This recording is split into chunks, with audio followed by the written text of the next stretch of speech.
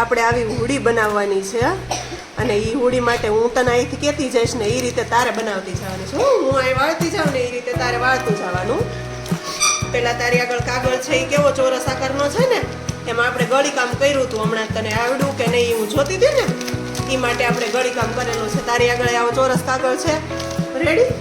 હવે કાગળને આમ નીચે રાખી દે અને એ કાગળને પહેલા એકવાર વાળવાનો છે. વળાઈ ગયો પછી પાછું બીજી વાર વાળી લીધો. હવે પછી કેવો આકાર બન્યો? ચોરસ આકાર બન્યો ને એમાં આપણે કેમ કીધું હતું કે એક પાખ્યું આ બાજુ અને બાકીના 3 પાખા સામેની બાજુ. કયો આકાર છે? ત્રિકોણ બની ગયો. હવે ત્રિકોણનો આકાર છે એને આમ વ્યવસ્થિત વચ્ચેથી ખોલી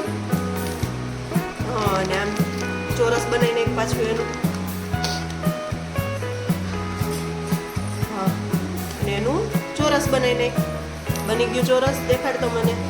હા હાલો હવે એ ચોરસમાંથી આપણે આમ આકાર ખોલી અને વળી કરવાની છે. કોઈનું તો કોશિશ નીચેના ભાગમાં હશે, હેઠેના ભાગમાં હશે, ત્યાં નહીં ઓલી બાજુ ફેરવી નાખ ત્રિકોણ ચોરસ. હા એ બાજુ નહીં આ બાજુ ફેર તો ખોલવાની કોશિશ. એની વળી દેખાડતો મને આટલી વળી આમ અમે દેખાડતો મને ખોલી આમ વ્યવસ્થિત. હા પછી નીચેથી પીસ લેજો. હા મને દેખાડતો.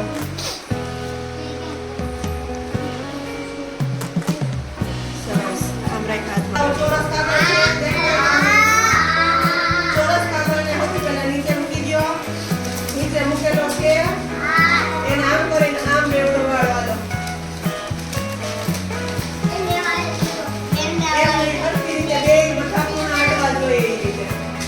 બંસી કર્યું છે ને એ રીતે બંસીને હારીને સરસ ચાલો